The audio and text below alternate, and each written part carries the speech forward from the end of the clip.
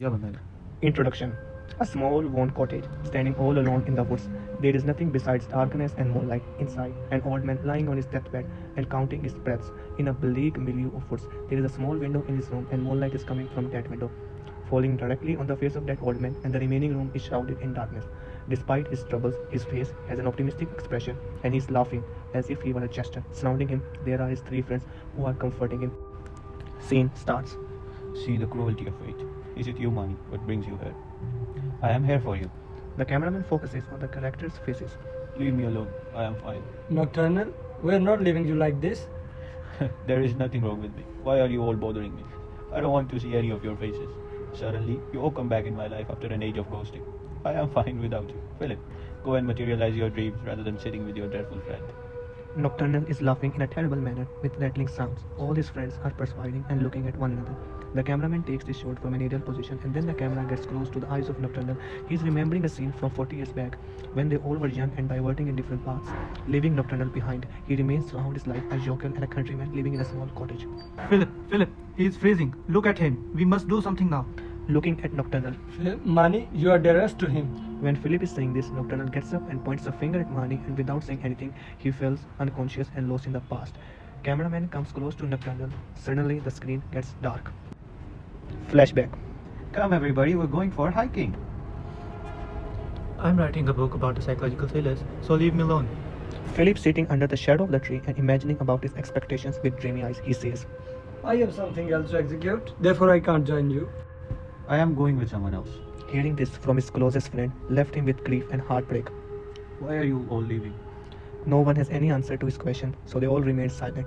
This is their last encounter. Now, after 40 years, they are under the same roof, expecting convivial behavior from Nocturnal. Back to cottage, flashback ends. Philip and Mani trying to wake him up with splashes of water and futile hopes. Existence and its mortality destroyed our friend. He said this while eating his fingers. Don't worry, he will be fine. Otherwise, this is the course of nature. He fell unconscious because of fear, and now when we're with him, he will be fine. Philip is trembling with unknown fear. You two are talking about absurd things. You must be afraid of death. Clouds are shrouding the moon, and now moonlight is falling just on the eyes of Nocturnal. I'm not talking about anything, Mani. Who said I'm afraid of death?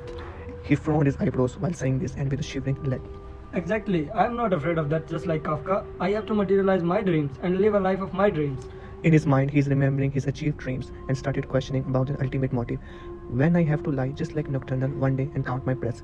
In the meantime, Nocturnal is shuddering in unconsciousness, and a cameraman is focusing on his eyes that are illuminated with moonlight. Then why are you two shivering? Death must be troubling your thoughts, huh? It is not the death that is troubling me, it is departing of my beloved friend. But Mani, why are you laughing in such condition? It is not the death that is troubling me, it is departing of my beloved friend. But Mani, why are you laughing in such condition?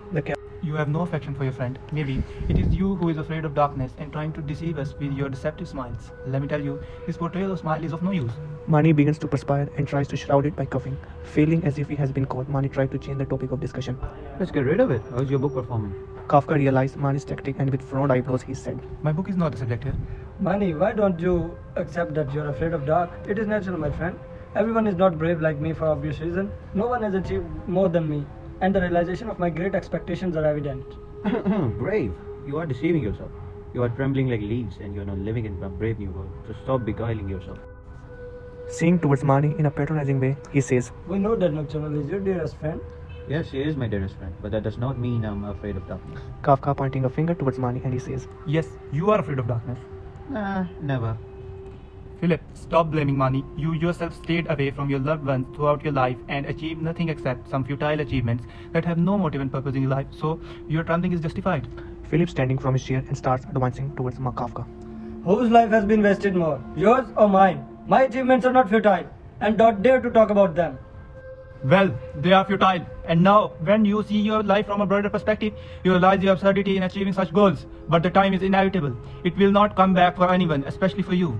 In the meantime, Philip sat down on his chair. Kafka, let me tell you something. While Mani is saying this, a sudden noise comes from outside the cottage, and Kafka shrieks.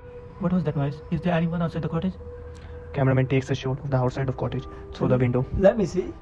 Philip goes to the window to see outside, but as he stands before the window and sees outside, the remaining moonlight is not allowed to enter the room, making the room completely dark. There is no one outside. As Philip turns from window to sit on his chair, another noise is being made, but this time the room has already been overtaken with darkness, so not only Kafka shrieked, but Philip and Mani are yelling and letting their emotions out. The cameraman is taking the shots of entire cottage from one face to another. But there is no one outside the room. Then by the name of 7 mad gods, who is making the noise? While all this happening, Nocturne wakes up from his unconsciousness and seeing their conditions, starts laughing in a high-pitched, most hysterical way as if he is making fun of their fears. Don't worry, brave people. There may be some exotic animal who is making that noise. Mani, while clutching the armrest of the chair and in agonizing tone, he says, There is someone. I am telling you, there is someone. Mani, don't be afraid of the darkness. No, Nocturne, Kafka is afraid of the darkness. Yes, yes, Kafka is afraid of dark. Stop arguing. This is me who is afraid of the dark. What was the purpose of my life? Who will remember me? How do we make peace with our fears? Why am I afraid of the dark? ramification of all these events, Kafka realized that everyone is afraid of the darkness, but no one accepts it. It is the only thing we take with us when we depart. He is endeavoring to reveal everyone's fear. What happens when we depart? Who will materialize my dreams after I am gone? What will I do without you? How can I incorporate this fear in my writings? Everyone has different response to Kafka's statement. As the screen fades to dark, Nocturnal asks the final question. Who is truly brave? The one who faces the dark or the one who admits they are afraid? Now we have a question for all of you. Tell us, who is afraid of the dark?